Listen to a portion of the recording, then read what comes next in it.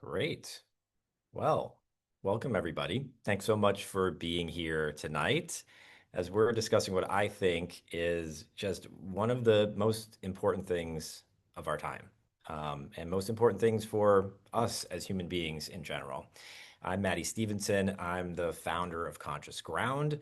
And yeah, we're going to go into a whole bunch of things around this topic tonight and why it's so important. We're going to talk about how it's affecting us, some of the forces that are affecting us, and we'll also do a practice where we can check in with ourselves and just work the muscles of connection. Because as we'll find, anybody can learn these skills, as we'll find, rebuild these skills that were what I think we've lost over time. And it doesn't take much. So thank you so much for being here.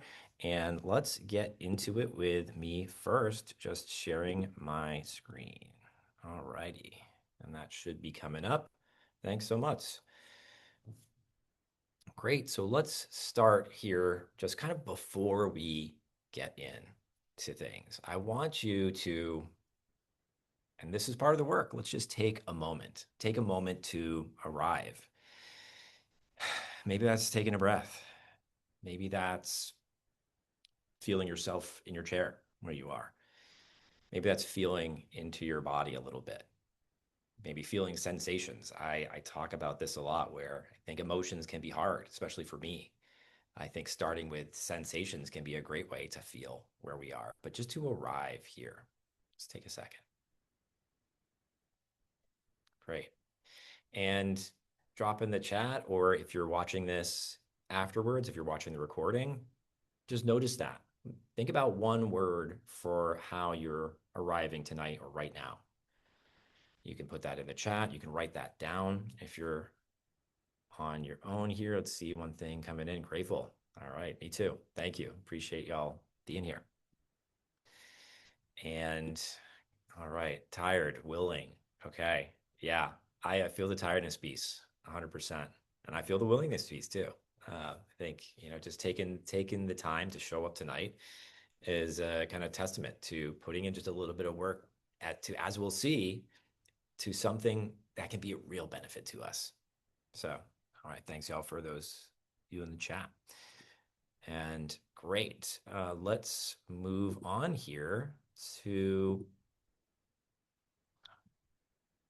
a little bit about conscious ground here.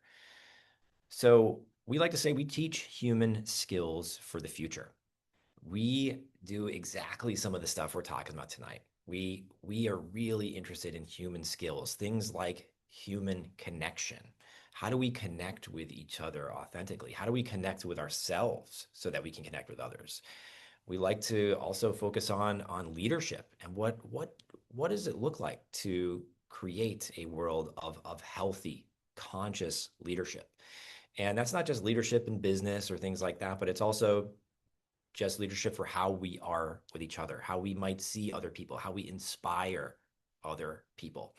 And the last piece we like to focus on is how we work together, especially in a world that tells us, as we'll see, to disconnect, to not work together, and perhaps to be enemies at any sign of disagreement. And so we really work to create a world where we can be a little bit more healthier, be a little bit more creative, and to create a world where everyone can thrive just a little bit more. And that's our mission. And yeah, hope you agree with some of these things. I think most people would agree we could use a little bit more of these things in our lives. So let's get into this. So it's a question that I think comes up through the ages. It comes up a lot for people. What makes a good life? What makes a healthy life? What makes a happy, content life? And there's a lot of answers out there. And I want to talk today about a study that was done that really thinks that they have found the answer to this. And one of the funny things here is we do a lot of work around connection here at Conscious Ground. I was putting this presentation together, and then a book came into my feed, into my life that spoke exactly to this. And I was like, wow, this is serendipitous because I'm putting this presentation together. I flew through this book because it was just so related to this. And so we're talking here about the book is called The Good Life. And it just, again, it just so very much spoke to exactly what we were putting together here. And so this book is around a study that was done called the Study of Adult Development. It was started by Harvard, and it was started in 1938. And so this study intended to track people throughout their lives.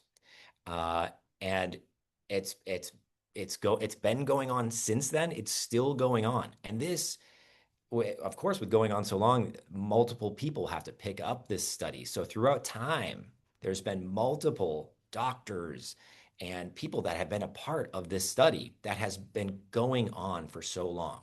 And this started out with over 700 people. And just something to know, back then, things being what they were, they started with only men. And luckily, as hopefully science and doctors do, they expanded that. So they expanded that to include these people's families, their siblings, their spouses, and this study is still going today. It's over 1,300 people over this time, and when they collected this information, it was incredibly in depth and it still is today. They were checking in with people, going in and doing in-person interviews with them. They were drawing blood. They were having them fill out forms throughout their lives. This was an incredibly big commitment to the people that took part in this study and the people that carried out this study and still do it. And this book, The Good Life, was written by the current leads of this study. So we have so much data, health data, emotional data, data about these people's jobs and how they live their lives. Just this rich data that could be looked at to try to get an idea of how people live their lives and what makes a happy life. And so 84 years, 84% participation rate for any kind of study. That is insanely good. And especially for something that's been running for so long. So these people were so very much invested in it and their families carried it on, which I just think is really incredible. This, of course, with all of this data, it has spawned so much research and so much investigation into all of this. But there was one thing that kept coming up, one thing that kept just rising to the surface. And so when we think about this, the one thing that looking at all these people through all of this time, um, that defined what a healthy, happy life could be and what defined how long people lived, how much longer, and just, again, overall health, longevity, and so much more. Um, does anybody want to take a guess?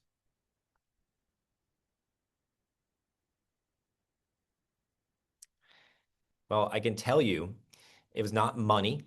It's not things like fame. Uh, it's not the best job. It's good relationships.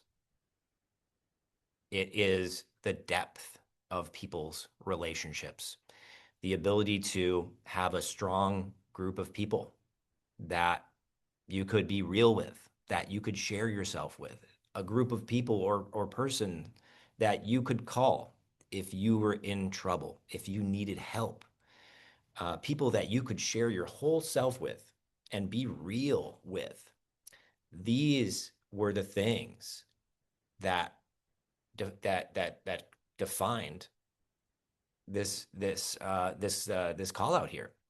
And I think one thing that was really fascinating about this, based on this data and all of this study,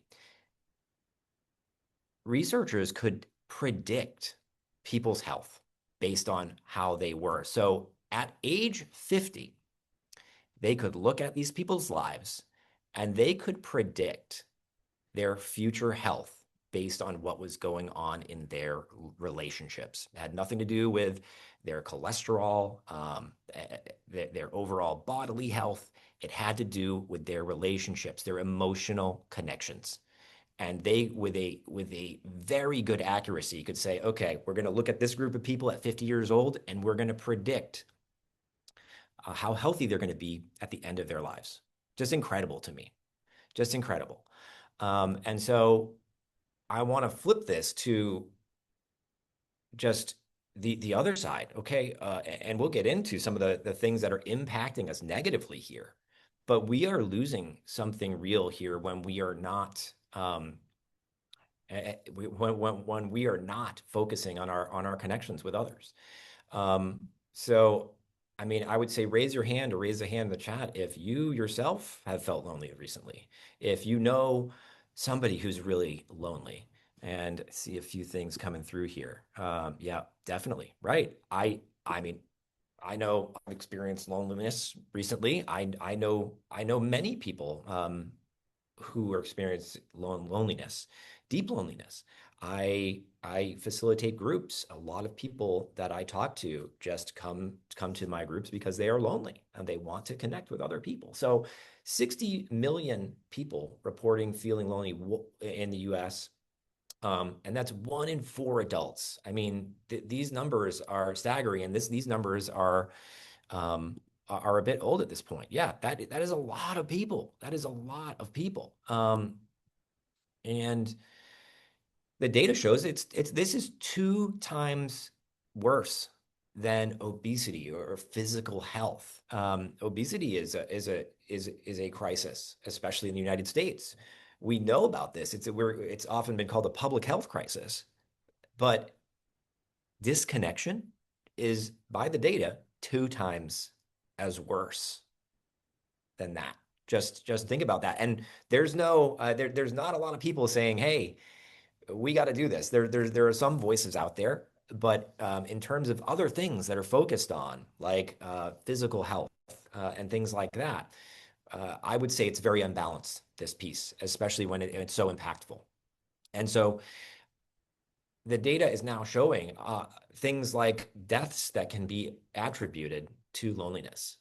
And so this data was even before COVID, because I think a lot of people are thinking like, okay, COVID definitely, the COVID pandemic influenced a lot of things here, but 162,000 people from being isolated. I mean, just these numbers to me are staggering and just speak to how important this really is.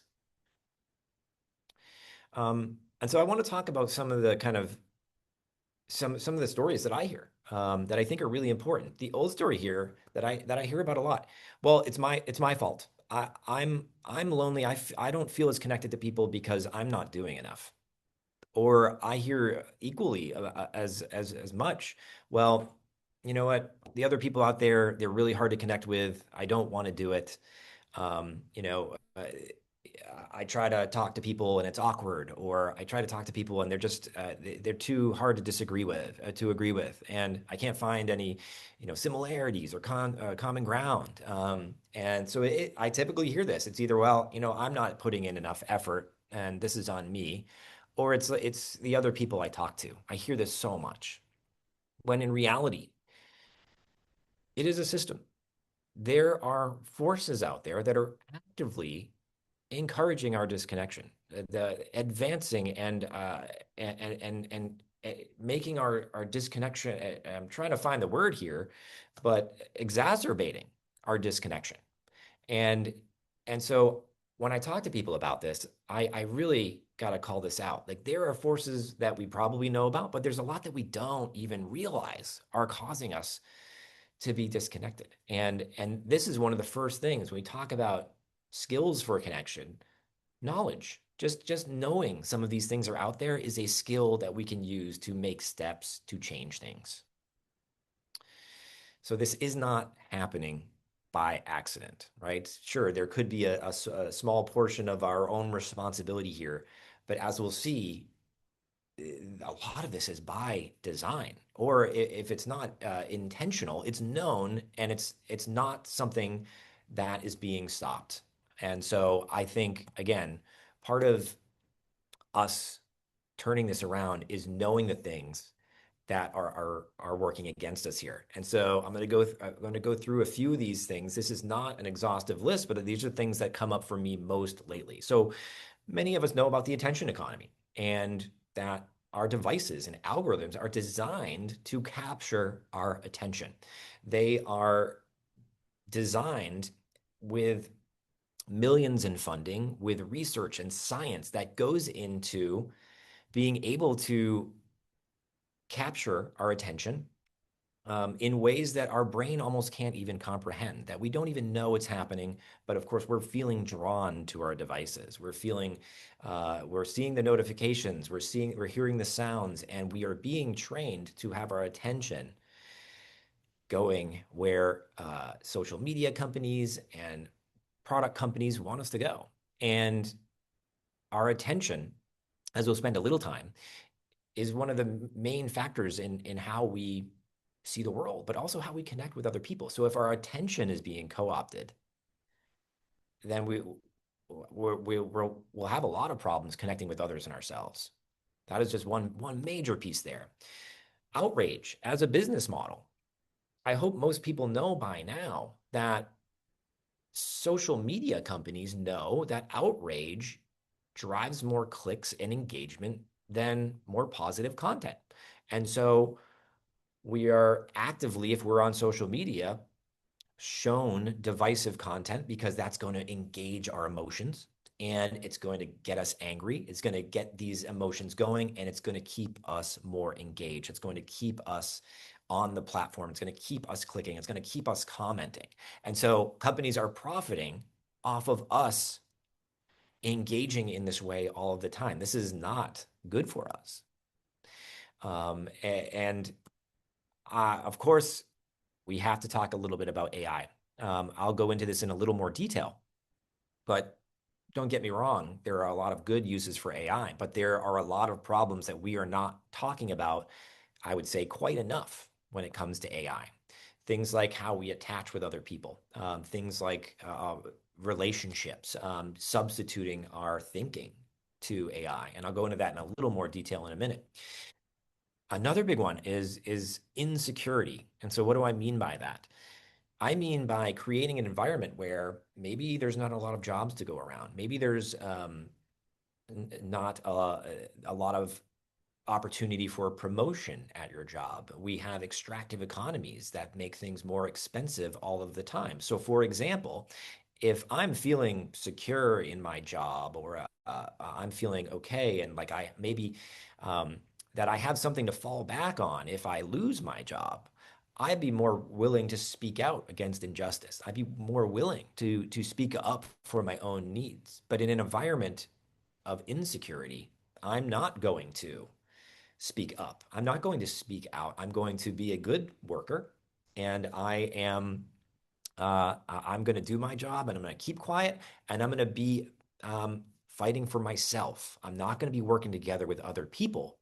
I'm going to be a little bit more individualistic because I need to make sure I take care of myself because there's just not enough resources to go around, and I'll be in some trouble if I lose my job, for example. This is happening at scale.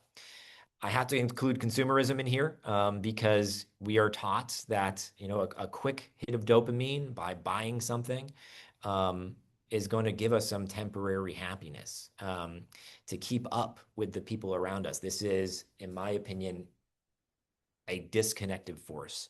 This is not. This is showing us that, well, instead of actually being connected with other people and finding fulfillment in our relationships, as the study shows, you get fulfillment in things, in keeping up with people on Instagram and things like that. And then this one is huge for me too. Is toxic leadership, and this I see in so many walks of life. We could talk politics. We could talk any side of politics where we have leaders that encourage us to fight with one another when we disagree.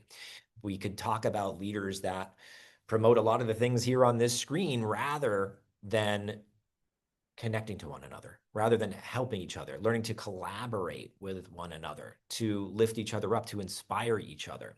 And so in my opinion, there are some great leaders out there, but the majority of the people in positions of power that I see are practicing what I would say toxic leadership. And this is another disconnected force that definitely encourages some of the things I talked about, individualism and just kind of fighting for our own. And so again, there's a few more. This is not an exhaustive list, but as you can see, there are a lot of things working against us here. And you put all of these things together, and oh my gosh, well, of course we're lonely. Of course we don't want to talk to one another. And I want to spend just a little bit more time on the social media piece, which I think is just so important here. So algorithms capture us, devices capture us. And so we are being drawn into these platforms. Our emotions are being engaged. And this has been happening for decades now. And even before we started to learn about the attention economy and things like that, and how these algorithms are affecting our emotions, we were already doing it. We've been stuck in it for decades. I only recently stopped using Twitter. I feel a lot better not doing that. But we've already been here. We've been in this for a long time. So, what has this done to us? Our nervous systems have been tuned. So by so many, and this is kind of like my own theory I have here, but I really believe this is true. So when we've been tuned to see something we disagree with or something that gets us really angry, we are now trained like this. And so now think about this. After years of this happening, years of this conditioning, we come up to somebody in the world and we have a disagreement with them. And now that same thing's activated. Ooh, and this thing that we've been going through and for so long in our lives is now activating when we just meet a person and they say something we just don't agree with. So I think this is a part of our physiology now. And I just think this is something we need to be aware of so that we can kind of work to reverse this. And then the last thing here, I want to just talk a little bit more about AI because, again, AI can do some incredible things, but AI is designed to be a close companion, to be a friend, to be something that never really challenges us, that says, you know what, that idea is great. And they are built on language. So they are designed to make us like them. And so when we're using these chatbots, we're doing some cool things, we're getting ideas, we're chatting, but since these are designed and built upon our language, they are designed to make us happy. They are designed to tap into our human attachment system. And these are things that we, I think, really need to be aware of because when we kind of outsource, so when we use these tools and these chatbots too much, we are just outsourcing so much of ourselves to them. We're outsourcing our thinking. We're outsourcing some of our emotional. You know, we're people are using AI as kind of a therapy, and I'm not saying like no one should do that. What I'm saying is we need to be careful about how much we do this, and I think we need to think about ways that we can remember to practice and do some of these things with other human beings because if we're not careful, we'll find ourselves just doing everything with these LLMs, which they feel comfortable, they feel um, safe because they are designed that way. And I think just this is just a really important thing to think about. I personally know people that are affected by the news about the AI psychosis, where people get really wrapped up in these things. And I think it's a technology that just it's been around for a while, but it's still so new. It's just something we need to be talking about more, and we need to be thinking about more when it comes to so much of this. Yeah, it's optimized to feel. These things are optimized to feel like connection, but they're not human beings. They cannot mimic true human connection when you are with another person or a group of people and you're sharing something real, you're feeling that connection. They cannot do that. They can mimic it really well, and they can make it almost seem like you're getting that, but it's not a replacement. And I think that's the main point I want to make. All right. So, what can we do about it? Um, there, the good news is there's a bunch we can do about it. I want to call out the three areas that I think connection can really help. And one, as we've learned from the study, is our own health and happiness. Deeper relationships can protect us. I didn't go into it, but this study also showed that deeper relationships helped you not get sick as much, to heal faster when you were injured. The data shows some really incredible things there. And so, for one, a little bit more connection in your life can help you live better. You can feel better in your body. You can uh, uh, you can feel emotionally better. You can have just a support if you're in a hard time. Who wouldn't want that? And so that one in itself, I think, is important. Another one, though, is your impact on others. By you improving your own connection and just knowing some of how important this is, you can change other people's lives just by being a human being. And the study in this book talked a lot about the research showing that if they told a story, which I really loved. There was a person who had been lonely their whole life. That was a part of this study. They really didn't have a lot of connections. And they had one person come into their life for a short time, and it turned everything around. And I think that's just so incredible. Like I'm feeling a little emotional just talking about it. Because just that one person can turn somebody, you can turn someone's life around. And then, of course, we know that can go from there, right? It spreads. And so we just by, again, by being human beings, can have an impact on other people. And then the last thing, which I think so so important. We can work together towards a better world for everyone. If we're better at connecting with ourselves and each other, just imagine the things we can do. Imagine whether that's at home in our families and our relationships, or at work, or whether it comes to making positive change in the world. When we start to say, wow, look at all of these things that are keeping us apart, look at all some of these small, simple things we can do to live a better life, to be able to say, hey, you know what, we might disagree on this, but we can work together. Like we can work together towards something more positive. And I think that's um, just something incredible to keep in mind here as well. And as I close out this section, I really love this from the book. They say it's never too late. It is never too late. How we are is not set in stone. They say it's like you're set in sand. I like that. But the thing for me here that's so important is, and they talked about it in the book, you could be 70 years old, make a small change, and feel a little bit more connected and get all of the benefits of that. And not only that, but influence others around you. And so it's not only never too late, anybody can do this. Anybody can do this. And I just love to take it home with that. All right. So I think that's enough information, right? So one of the things that we do here is I hope you're, for one, if no matter where you're listening to this, you feel that right now. I feel that in seeing you here and talking about this. I feel inspired. But let's talk about experiences we can do. So knowing all of this, I want to do just a really brief practice, and I'll pause the recording after we do this, and then we'll come back and talk about it a little bit. But what I want you to do, and we'll set a few minutes time. We'll put some music on.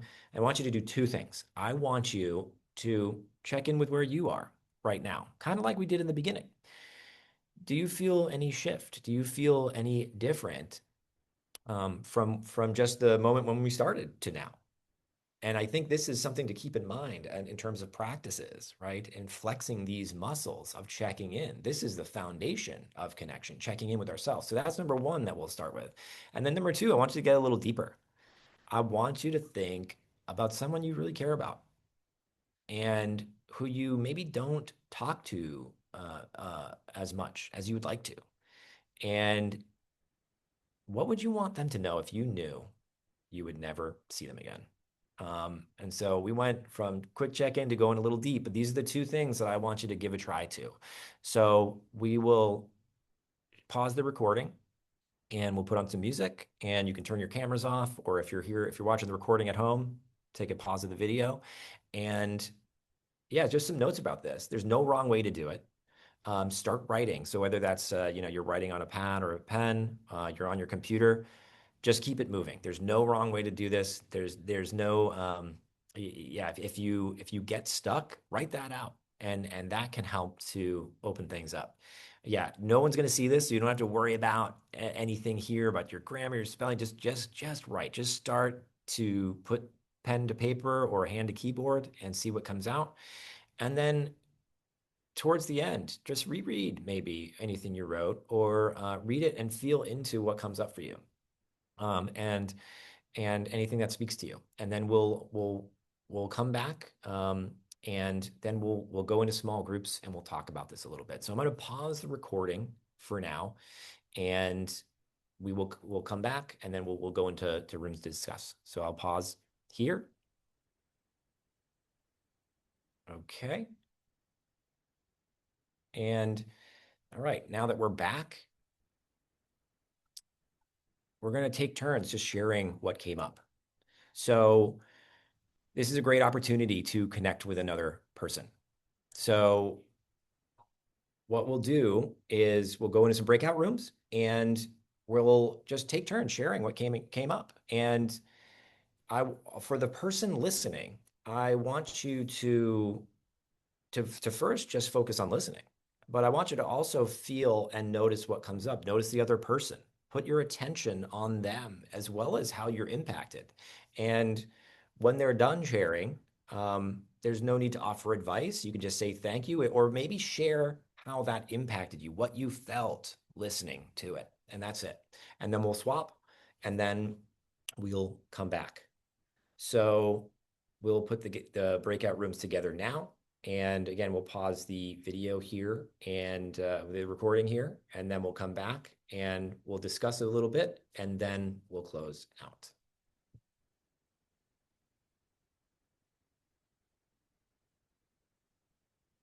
All right. Great. Well, thank you so much, everybody, for all of that. I mean, when I do things like this, I sometimes feel like, oh, they're really simple. But I so often just feel it. And I think that's exactly the point. That's exactly what we can do when we talk about just working some of these muscles, noticing how we're impacted, sharing what comes up when we think about some of these things, and really feeling into that. This is all building the muscles of connection. And so a few things you can take away with you, and maybe you can try them throughout your week or do something on your weekend. But one, that person who you were thinking about, reach out to them. Just say, I was thinking about you. That's all you have to do. You don't have to do anything deep. You don't have to write a lot. Just say, I was thinking about you. And man, I'm thinking about the person I was thinking about. I'm like, so, so just do that. That's very simple. You can do that today. You can do that tomorrow. No pressure, but just say that. And you are creating connection right there. And I think it's just a really simple act. One might be a little more in depth, but just a day, think about a practice that you might be able to start, something really simple. We did a little bit of basic checking in here at the beginning and in the middle. How can you build more of those things into your day? Just noticing your body. Doesn't have to be an emotion. I have little sticker dots that I put on my computer. I put like throughout my house, and they're a green little dot that helps remind me to take a second. Um, Noticing others is another great way. We are tuned to put our attention on our phones and our devices. Try people watching. Try noticing other people wherever you go. You don't have to do anything like say hi to them, but you can just subtly notice other people. Very simple, but something that can help build that connection. And cultivating attention. We talked about attention a lot, and Our event next month in May is all about attention. It goes deeper on attention, where this is just, again, a foundational element of being able to connect with ourselves. And if our attention is being co-opted, we can't focus on these really important things. And so there's just a couple of things to think about in terms of a simple, quick habit that you can try here or there throughout your day. And then lastly, share one thing that you might have learned tonight with another person. If you thought something was interesting, if you thought something was really fascinating about the study, if you enjoyed the practice, if there was one of those data points that really called out to you, one of the best ways to connect with people is sharing things you've learned. Hey, I was on this call. I learned this thing, and this is how it made me feel. Um, this is not only a form of connection, but it's going to help you remember this stuff, remember how important this is. And this is something you can do at any point. And so just one other item you can think about there. And so as we close out, just a little bit about us here at Conscious Ground. This is just the beginning. We offer monthly events like this, but we also do so much more about this work. We offer courses, which you can sign up for on our website. We do facilitation work.